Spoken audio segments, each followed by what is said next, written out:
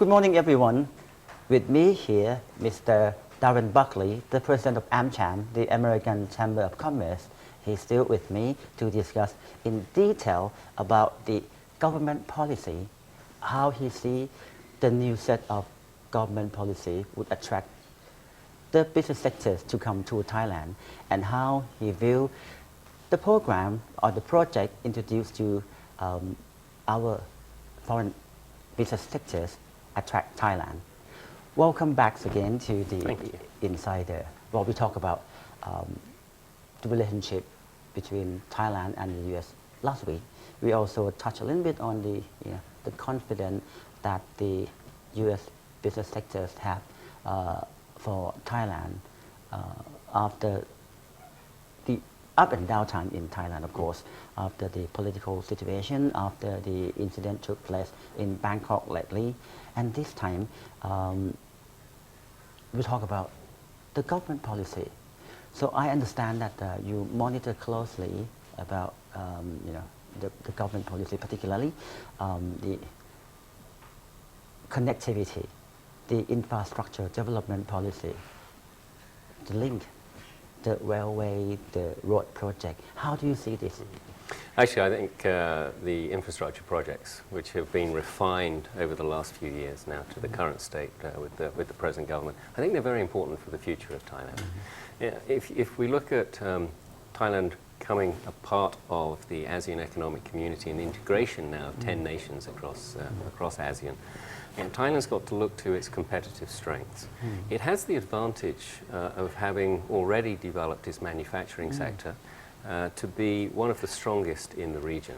It also has the advantage of being one of the top tourist destinations, in fact one of the top 10 tourist destinations in the world. And there are a number of strengths that the country has.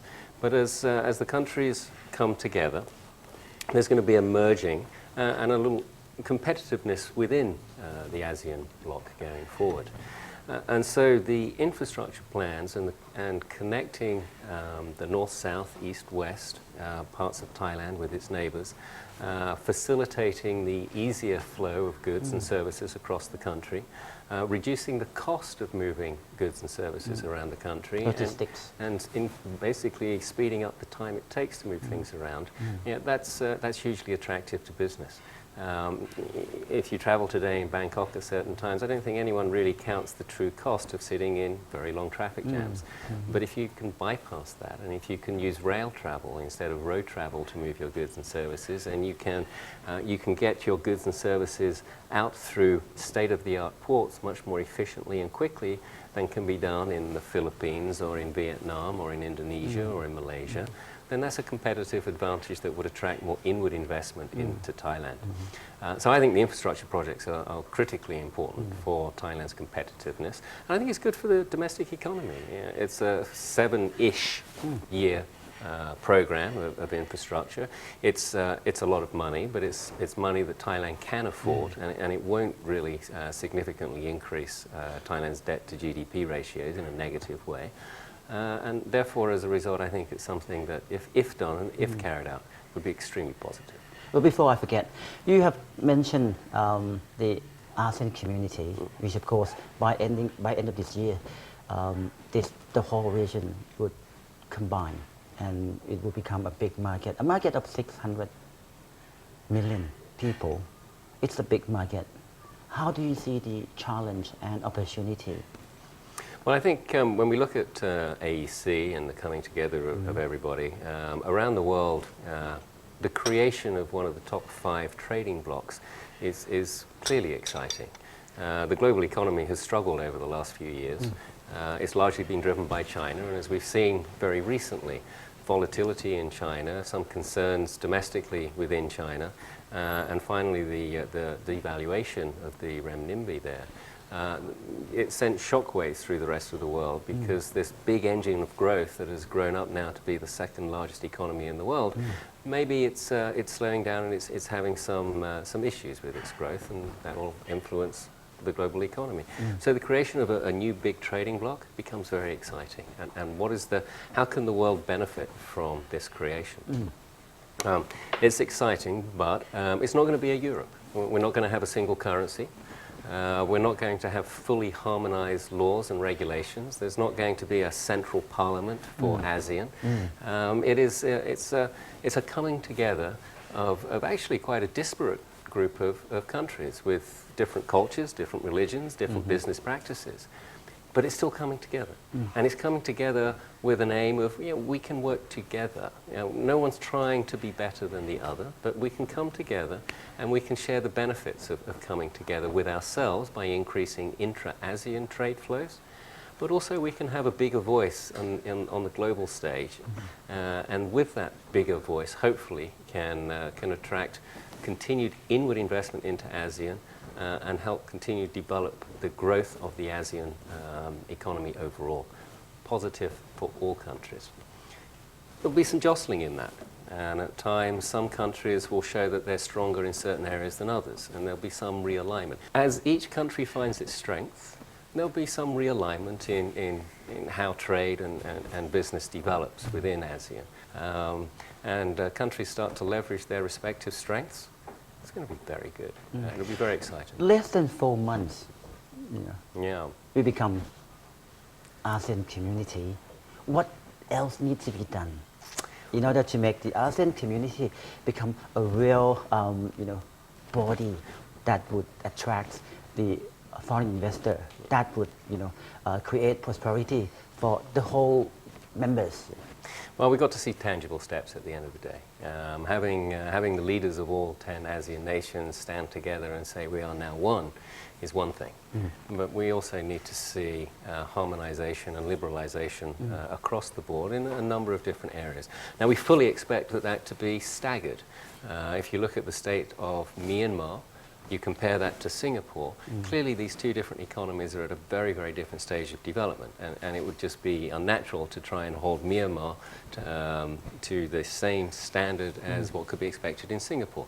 But over time, there should be movement towards harmonization and liberalization across the entire bloc. And if the international community can start to see that happen, I think that would be one tangible step. There are a number of different things that could happen, but what's important is that I think that there needs to be a clear momentum within ASEAN, and Thailand is well positioned given its geographical position, given its economic situation, its development here. It is very well positioned to be one of the key drivers of that momentum, to bring ASEAN together so that ASEAN as a whole can reap the benefits of integration. Well, you said we can be like a key driver, but just to make sure that we don't want to be a leader. The Prime Minister always said that he introduced the Thailand +1 policy, meaning if Thailand's strong, Thailand neighbors would be strong together with Thailand. We want to move together with our neighbors. How do you see this policy? Because right now Thailand is doing everything in order to share our potential. We talk about centrality ASEAN centrality. People say that Thailand is, the advantage of Thailand is the location, geographical location. We are seen as a hub of ASEAN, and of course, but for Thailand, we don't want to just prosper and leave the others behind. No one should be left behind. This is the concept of the current government under the leadership of the Prime Minister. And would you believe that being ASEAN community, we would be able to strong together, to bring everyone together at the same time? Well, you're only really going to be a strong community if you can bring everybody together and everyone can see progress. Again, if you go back to Europe and you look at some of the issues in Europe, the northern part of Europe seemed to gain at the expense of the southern part of Europe, and many of the challenges that Europe has faced over the last few years have been caused by that inequality. Cambodia, Laos, Myanmar, let's face it, they're not quite yet at the same level of development as Singapore, as Malaysia, as Thailand. But I'm not going to say we should have a 2, 3, 4 tier ASEAN at all. Every country should see improvements. You can't ASEAN as a community, and if it's truly a community, well, individual members within that community can't gain at the expense of each other. So you have to work together, and you have to understand the limitations of some of the member countries within the community, and work together to find a way to bring everybody up. We all know a rising tide lifts all boats. Well, we'd like to see ASEAN on a rising tide and all boats being lifted. Mm-hmm. Apart from the issue of moving together as the ASEAN community, Thailand also introduced, and we are implementing the policy of the special economic zone in order to bring about prosperity to the rural people, as well as our friends living next door. How do you see the do you think that how do you see this project? I mean, the special economic zone. It's a good question. One of the roles I also have is I'm a vice chairman of the Thai Board of Trade here.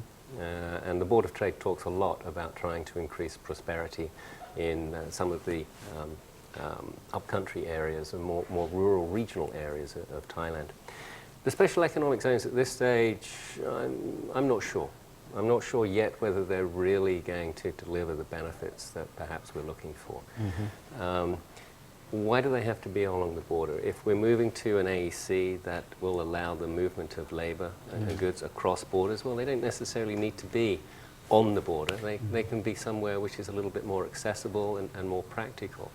We do want to see, I think Thailand wants to see, through its infrastructure programs and other initiatives, the development of towns and cities and greater urbanization outside of Bangkok. Well, in fact, correct me if I'm wrong. What I said is special economic zone in the city along the border. It's not just exactly located on the border, but a potential city with the economic growth, with the readiness. For example, right now we have, the first project would be launched at the Mae Sot in Tak, where we already have the border trade. We want to make it become like a cluster of business, not just the trade along the border, but in that area we would have a cluster of business. We would have the education, we would have the service sectors, we would have leisure business, hotel. This sort of thing would make the area become a cluster of the business. It seems to me that it answers your question, because when we talk about special economic zone on the border, it is not on the border, but it is located at the city nearby the border, and of course already have the potential for the growth. And apart from this project that I have mentioned, we also work closely with our neighbor Myanmar, with the Dawei project, as well as other projects with three countries. I mean, Myanmar, Japan, and Thailand. We are working closely on Dawei project. How do you see this? Actually, yes. I'm actually quite excited by Dawei. It's a big project. I mean, this is huge. It's huge. And there's a lot of challenges. And I know there's been various discussions between the three governments on how best to carry this forward. It seems at this stage that there is now a commitment from the Japanese government to participate. And once the infrastructure is built from Thailand to Dawei, then I think the Japanese government have committed now to come in and purchase or pay for the land and go through the initial phases of development. If Dawei can be developed, it certainly increases substantially the capacity for import-export of goods and services out of Thailand. Lam Chabang is a great port, but it's already at capacity. Yes. Dawei creates a huge capacity going forward for growth. It creates tremendous opportunity for jobs and development in Myanmar, which will be beneficial for Myanmar. And it starts to open up, finally, the routes from Thailand through Myanmar out to the rest of the world. I think, if I remember the statistics correctly, by about 2050, 1/5 of the world's consumer class will be within a 5-hour flight of Myanmar. Getting access to and through Myanmar strategically starts to become very important for Thailand going forward. And Dawei is a terrific project. Japan's involved because it'll benefit Japanese companies that are here. And if it benefits Japanese companies, it's going to attract more inward investment to Thailand from Japan, and that's positive. And American companies will benefit too. Well, Darren, one of the very, very important role that you have played, or that the AmCham has played, is providing information to the American investor. Anything that you would like to, to have it clear, or any issue that you want the government to clarify, or you can leave them with me. Well, I think American investors, there are different types of investors. There are financial investors, and there are those investors that will invest directly into the country. The big American companies that are already vested here, they're looking to see stability, continued stability, and they're looking to see a business environment where we can place trust in the laws and the regulations, that we know that they are,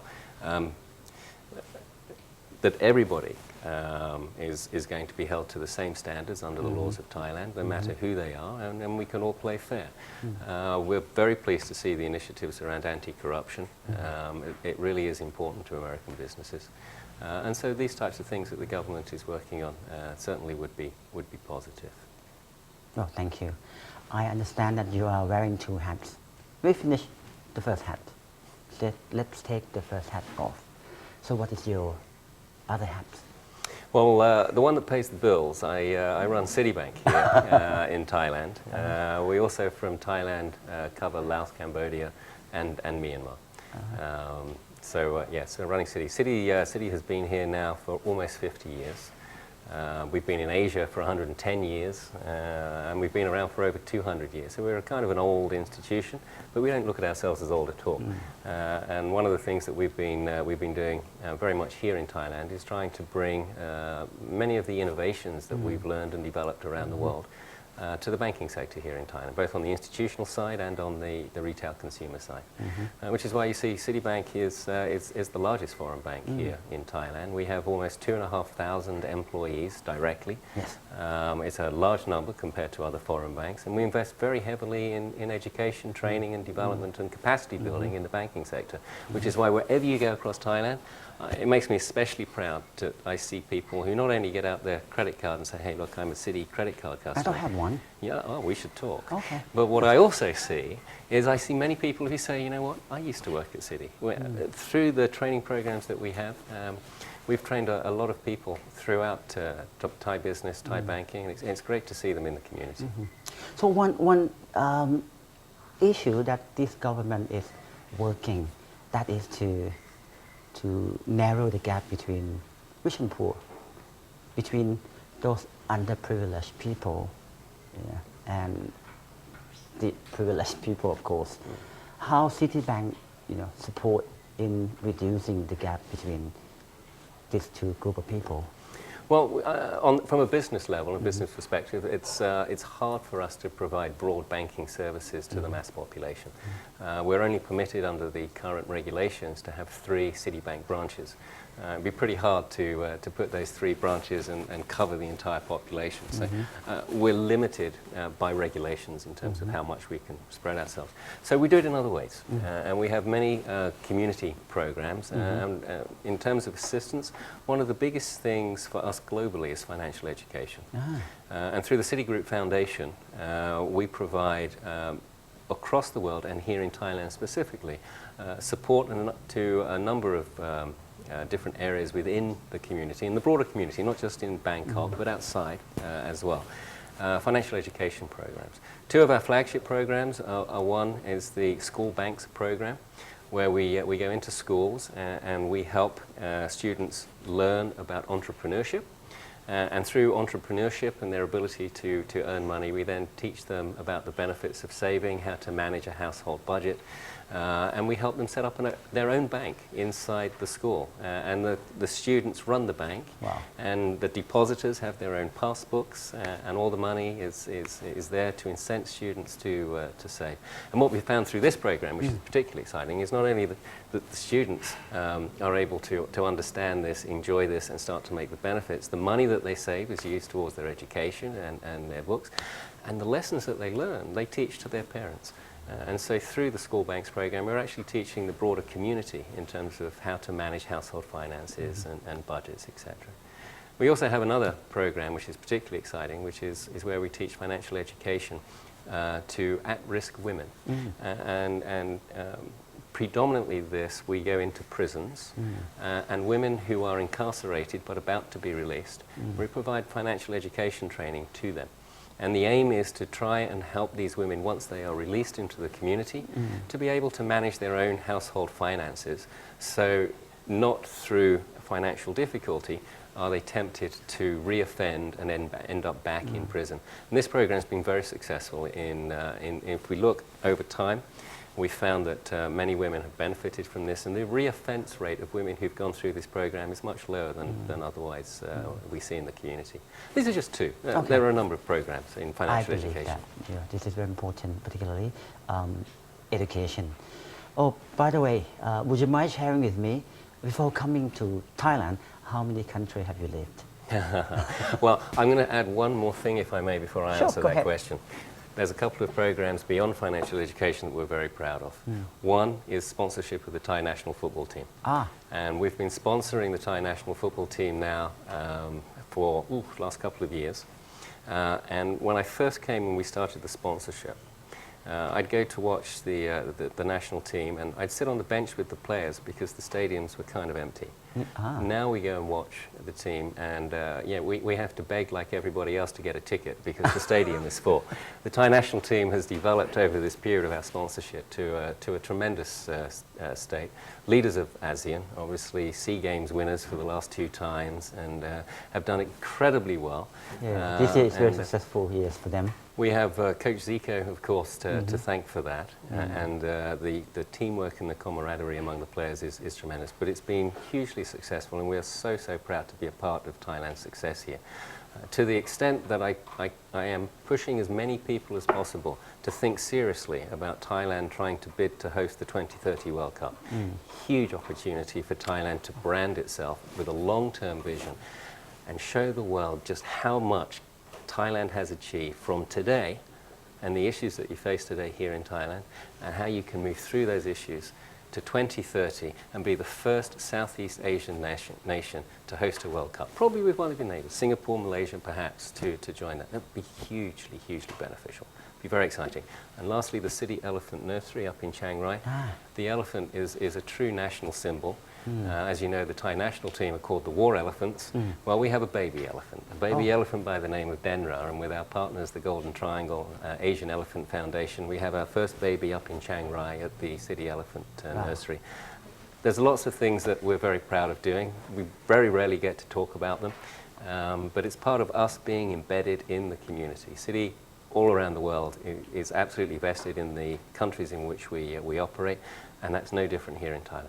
One final question. If I asked you to talk to the Thai people, what would be your message to them? Don't give up.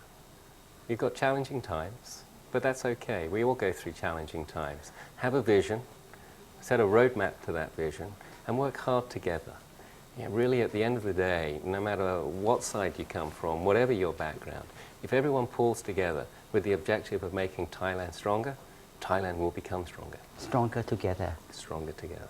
Well, thank you very much. That was a fantastic time that I have shared with Mr. Darren Buckley. And of course, he have informed us, he have shared with us so many valuable information. And as a Thai people, I am enjoy and I am thankful for him, for the confidence having in Thailand, and of course for the message he sent to the foreign investor as well as to the Thai people. Don't give up. Thank you very much. สวัสดีครับ There you go.